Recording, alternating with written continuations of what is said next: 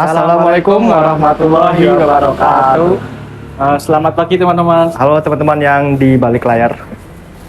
Dalam rangka mengerjakan tugas mata kuliah kewirausahaan Prodi D3 Akuntansi Kabupaten Pekalongan, Universitas Diponegoro, yaitu tentang membuat video profil ya Mas ya, dan interview seorang pengusaha. Nah, sekarang kita berdua sedang berada di kediaman Pak Arif, yang mana itu dia adalah owner dari sebuah batik yang bernama Batik Tuntang Sari. Nah, ini berada di mana Mas Fer? Di rumah pribadi di Wiradesa, Kabupaten Pekalongan. Batik Wiradesa. Mari Tun, ayo kita Tanya-tanya. Sebelum kita menanyai lebih lanjut tentang batik ini, izinkan kami memperkenalkan diri. Saya Muhammad Fernanda, mahasiswa Universitas Diponegoro, Kampus Pekalongan, Prodi D3 Akuntansi, dan rekan saya Muhammad Yana Syaulia Sabana, Prodi D3 Akuntansi dari Universitas Diponegoro, Kabupaten Pekalongan. Mari kita tanya.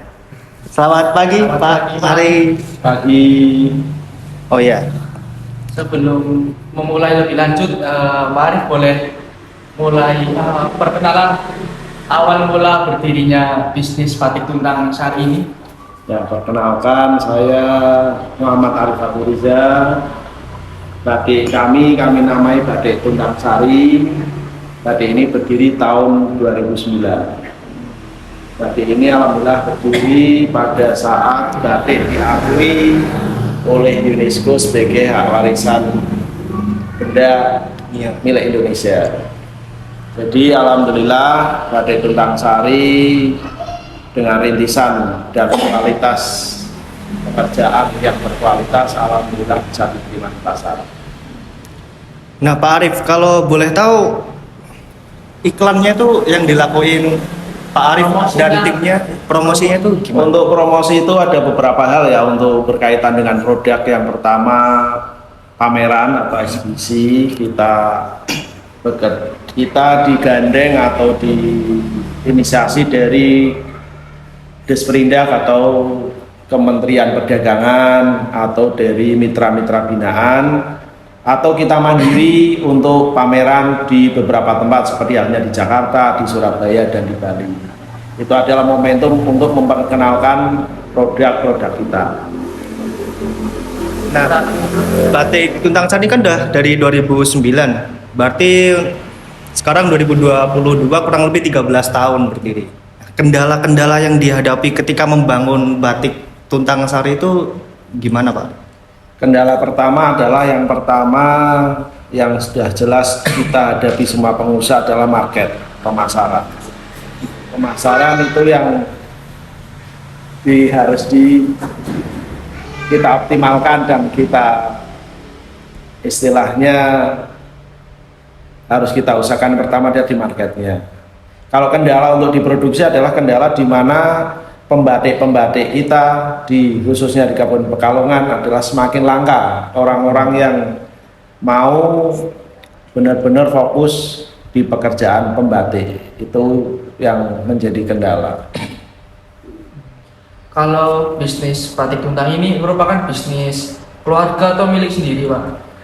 Awalnya rintisan batik ini adalah rintisan dari keluarga, terutama keluarga mertua. Saya dan istri, itu keluarga istri yang merintis batik ini. Akan tetapi pada saat itu orang tua, mertua dari kami, dia hanya memproduksi, untuk marketnya belum istilahnya belum meluas. Akhirnya tugas kami, saya dan istri dan adik-adik akhirnya memperluas untuk market pasar. Apakah ada konflik internal, ribut tentang sesama keluarga atau eksternal, itu ada masalah? Kalau untuk alhamdulillah untuk sampai saat sekarang ini dan mudah-mudahan sampai besok nggak ada konflik untuk itu ya. Malah kita itu yang menjadi kendala adalah di output produk. Output produk itu jumlah produksi dengan permintaan dan jumlah produksi, kadang permintaannya banyak, produksinya yang belum bisa optimal karena tadi itu kembali ke pengrajin atau pembatik itu semakin kesini semakin jarang kita temui ya. Terus produk-produk yang dibuat batik Tuntang Sari itu apa aja, Pak? Produk kami dari tulis, batik cap, dan printing motif batik. Itu yang kami produksi. Untuk batik tulisnya kita produksi di kain katun dan sutra. Itu dari sarimbit. Sarimbit itu adalah produk untuk suami dan istri, itu sarimbit. Terus ada produk sarung selendang, itu produknya terdiri dari kain katun dan kain sutra. Itu tulis. Terus nanti ada juga kemeja atau hem untuk pria atau bapak-bapak atau dari kaula muda bisa juga. Itu kemeja sama hem. Nanti untuk ibu-ibunya ada semacam blus juga untuk pakaian kerja atau apa itu, baik dari cap maupun tulis maupun printing. Terus untuk produk yang lain kita juga memproduksi kayak home dress. Home dress itu terdiri dari daster, long dress, dan baby doll. Kalau untuk produk yang unggulan itu Pak, yang top seller? Top sellernya kita, untuk top sellernya saat ini kita di home dress, karena kemarin dari 2 tahun kemarin adanya COVID-19, banyak orang-orang yang tidak boleh keluar dari rumah, akhirnya yang pada saat best seller itu tahun itu yang duster, long dress. Tapi untuk tahun sebelum COVID ya kita di produk tulisnya, produk tulis yang seperti sutra, katun itu yang lebih unggul di marketnya. Nah, Pak Arif ini kan pasti ada kerja sama pihak luar, sama pihak produksi vendor-vendornya. Itu memonitoringnya itu gimana? Saya kalau sistem sekarang kan, sistem pembatik sekarang itu kan kalau kerjasama dengan orang lain, kita sistemnya subkom itu kita kasih kain, kembali sudah produk. Jadi untuk kontrolnya adalah nanti di produk, semua produk itu kok kurang berkenan, kurang bagus, kita kembalikan ke subkon atau pekerja itu. Jadi kontrolnya kita nggak kontrol di masing-masing pekerja, tapi kita mengontrolnya dari output produknya, gitu yang kita kontrol. Nah Pak Arif, tadi kan udah inggung COVID-19 kemarin, dan waktu COVID kemarin penjualan batik Tuntang ini jelas kan mesti turun ya. Solusinya itu gimana? Apakah online atau ya, kemarin ada COVID, alhamdulillah batik kami Tuntang Sari stabil ya, tidak mengalami itu, karena kita alhamdulillah sudah kerjasama dengan beberapa teman yang untuk melakukan atau mereseller penjualan secara online. Jadi alhamdulillah kita stabil, akan tetapi justru malah yang dikendala itu di suplai bahan mentahnya. Suplai bahan mentah rata-rata karena batik itu impor, akhirnya dikendala di produksi. Sebenarnya kalau untuk kemarin di COVID, pada era COVID setelah 4 bulan setelah COVID itu permintaan barang melonjak sangat tinggi, akan tetapi kendala dari bahan baku yang rata-rata impor dari luar negeri itu yang menjadi kendala. Berarti nggak ada kendala kayak sampai mengurangi karyawan atau? Enggak ada. Itu malah kalau kemarin COVID menambah tukang jahit, beberapa tukang jahitnya yang harus damit, akan tetapi orang tidak bisa berkerumun untuk bekerja, atau untuk ada aturan-aturan dari pemerintah yang harus bekerja di rumah, itu hanya berkendala di situ. Nah, kalau batik Tuntang Sari ini diproduksi berapa orang biasanya? Atau batik secara umum itu diproduksi berapa orang biasanya? Kalau produksi batik itu, kalau untuk yang cap itu biasanya berapa sopkon, saya berapa orang itu, berapa pembebar kalau istilah di batik itu. Saya untuk pembebar kurang lebih yang istilahnya kontinu itu kurang lebih 5-6 orang. Itu dia nanti punya buah dari 20 sampai 40 orang. Kalau untuk yang tulis, kita banyak, beberapa orang pembatiknya 1, 2, 3 sampai 10, tapi paling dia dikasih 9 sampai 10 lembar kain. Karena itu prosesnya hampir 2 bulan untuk yang tulis satu produknya. Kalau sampai sekarang ini udah memiliki berapa karyawan Pak totalnya seluruhnya? Kalau karyawan, saya karyawan itu paling beberapa ya, tidak begitu banyak, karena saya hanya di ininya kuisi kontrol, di kuisinya. Untuk kuisi kontrol paling kurang lebih 7 orang, tidak banyak. Berarti terkadang ada karyawan kontrak itu nggak, misalnya ada pesanan banyak. Enggak ada. Paling itu kita kerja lembur aja sih untuk itu. Kalau untuk karyawan yang di luar ya hitungannya dia ikut ke orang yang bayar ke saya gitu. Jadi jadi karyawan kalau dia ikut dihitung ke saya banyak sekali, tapi kan ikutnya kan masing-masing vendornya itu kerja sama semacam. Nah, Pak Arif, ini kan tahun ini terutama pasca COVID itu banyak pebisnis muda atau pebisnis dadakan terutama di bidang online. Nah, Pak Arif sendiri kan pasarnya kalau boleh tahu sebelumnya di offline atau online paling? Saya paling fokus malah di offline sampai sekarang di offline. Berarti di online itu belum atau? Aduh, maaf nih teman-teman, videonya ke stop sendiri, ada masalah teknis.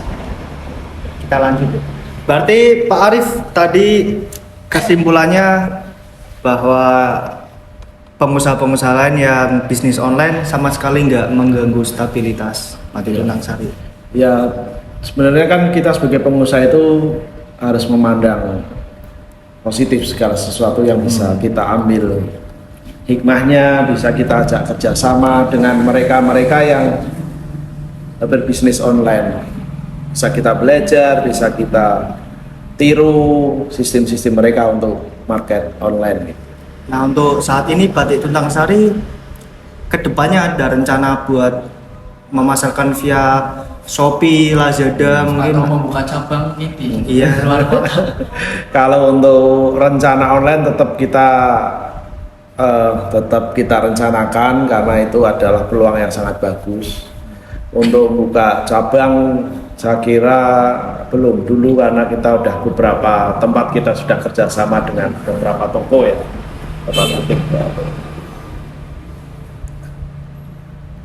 Nah, selanjutnya mungkin Pak Arif bisa kasih tips-tips dan masukan untuk pengusaha muda yang ingin merintis bisnis batik seperti Pak Arif sendiri. Satu, bahwa kalau kita memulai usaha ya apalagi dari kaula muda, yang pertama adalah semangat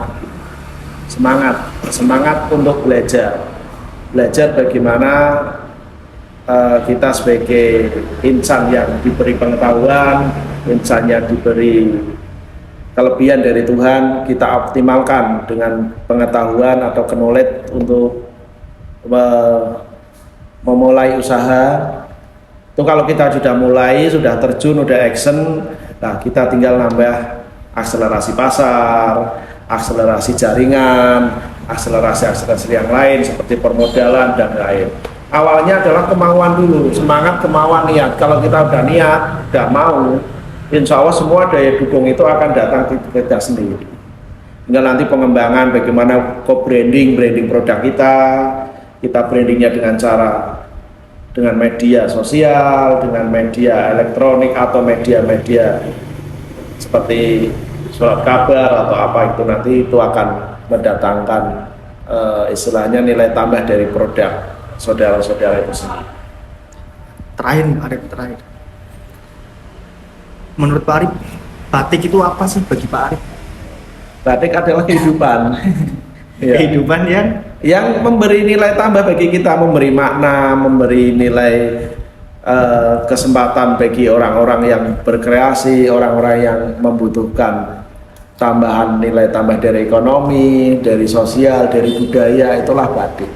Karena dengan batik kita bisa hidup menghidupi, kalau istilah saya ya, hidup menghidupi. Dan saya punya satu produk batik itu memberi dampak yang sangat luas dari satu produk batik. Contoh, dari penjual benang, dari penjual kain, dari penjual lilin atau obat-obat batik. Terus produk itu diproduksi oleh mereka yang memproduksi. Dia akan memberi nilai tambah dari penilaian gaji, upah.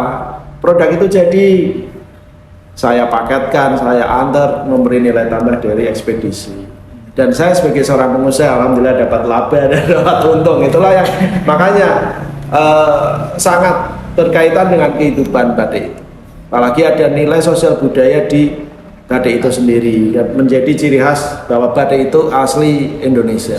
Nah, menjadi apalagi lebih khusus Pekalongan. Nah, menjadi ciri khas atau nilai tambah dari bangsa Indonesia sendiri. Mungkin sebelum penutup Pak Arif bisa sedikit promosi lah. Alamatnya di mana? Alamatnya di mana? Terus Ya, Harganya berapa? harga Mohon maaf lagi teman-teman, kameranya rusak lagi ya, ada kesalahan teknis. Nanti sampai promosi ya Pak Arif. Sekarang boleh diulang lagi promosinya.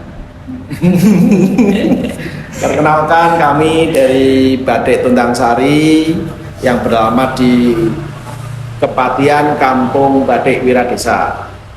Produk-produk kami dari produk batik tulis, cap maupun printing, dari harga mulai 50.000 sampai 2.500.000, bahkan ada yang sampai 8 juta, karena produk yang kami jual produk yang premium, produk khusus ya, eksekutif itu yang full tulis. Caranya kalau berkenan silahkan mampir ke rumah produksi kami di Wiradesa Kabupaten Pekalongan. Nah, buat teman-teman yang ingin membeli home dress, saring bead, kain, atau apapun yang berbau-bau batik, entah dipakai sendiri atau dijual lagi, bisa hubungi nomor di atas sini atau di bawah sini, tergantung editor nanti editnya di mana. Baik Pak Arif, karena sudah mau nih ditanya-tanya, kami boleh ya ikut lihat ke gudang atau tempat produksi buat lihat Silakan, produk-produk jadinya. Biar lebih tercer marem melihat produknya, silakan. Dan teman-teman jadi lebih paham bagaimana cara batik produksinya gimana. Stay tune, kita ke gudang. Nah, sekarang kita berdua sudah berada di gudang atau showroom milik Pak Arif, yaitu gudang showroom Batik Tuntang Sari. Ayo kita lihat ke dalam produk-produknya.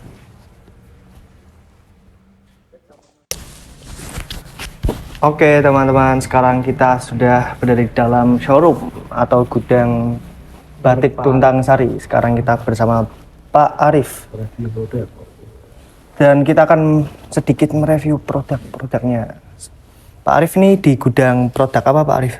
Di yang ini yang home dress, ya, kayak daster, long dress, ini setelan ini. Nah ini kemarin yang booming itu ini. Oh ini yang booming. Saat COVID itu, COVID, ya. Ini kan buat santai di rumah gitu. Ada berapa model Pak Arif? Kalau model itu ya puluhan ya. Kalau untuk motif ratusan, bahkan mungkin ribuan motif warna itu yang apa beragam. Tiap season harus ganti, setiap season harus ganti. Kita menyelesaikan kebutuhan pasar. Ini one set ya Pak Arif ya? Iya, kalau istilah itu bisa dikatakan One set.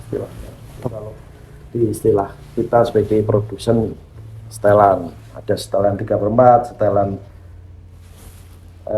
kulot, setelan apa macam-macam. Hanya supaya itu ada yang biru atas itu. Buka aja biar sama. Ada yang lengan panjang, ada yang lengan pendek.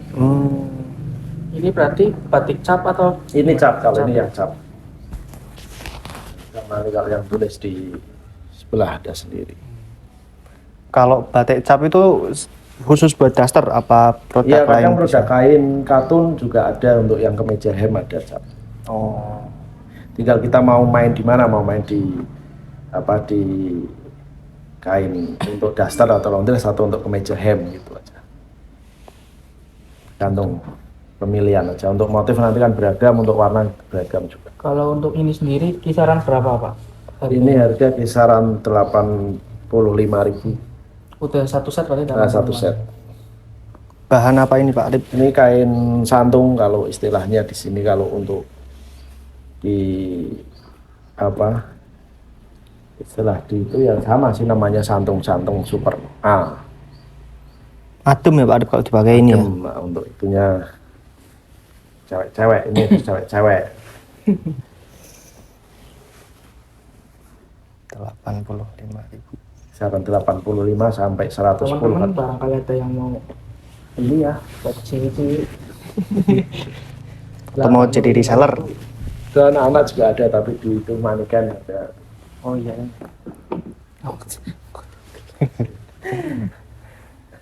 Ada sih produk yang lain seperti itu.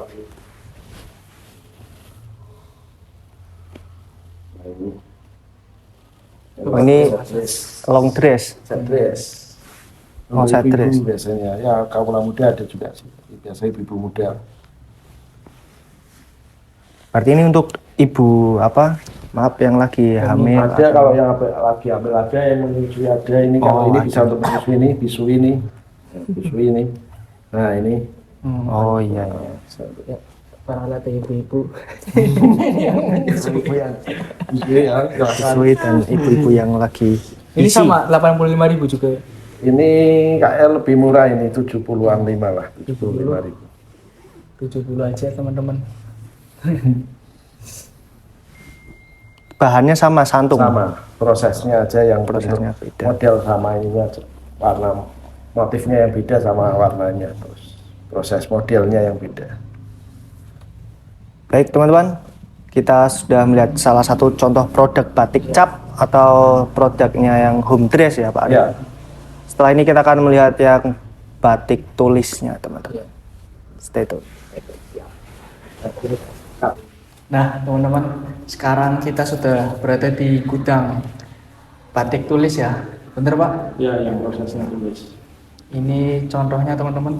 Untuk bedanya sendiri sama yang sebelumnya apa Pak? Bedanya ini karena prosesnya, proses tulis itu kan awalnya ini kain putih, terus dicaplak, pembentukan motif, ya caplak, jadi caplak nanti kita masuk ke versi, Ditebelin istilahnya. nah dobelin pakai lele versi. Dari versi, terus dari versi, nanti kita biro itu pengobatan awal.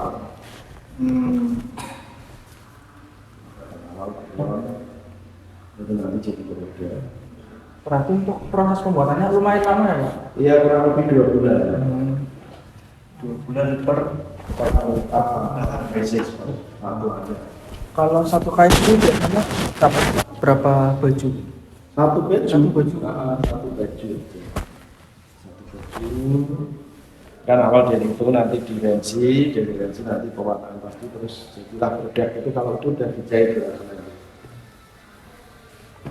Kemeja. Itu salah satu pelanggan kami yaitu kemeja batik itu produknya.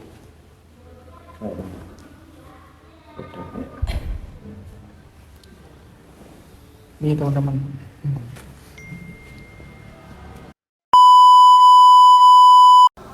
Itu maaf lagi nih teman-teman, kameranya baterainya habis ya. Jadi Fernanda yang rekam.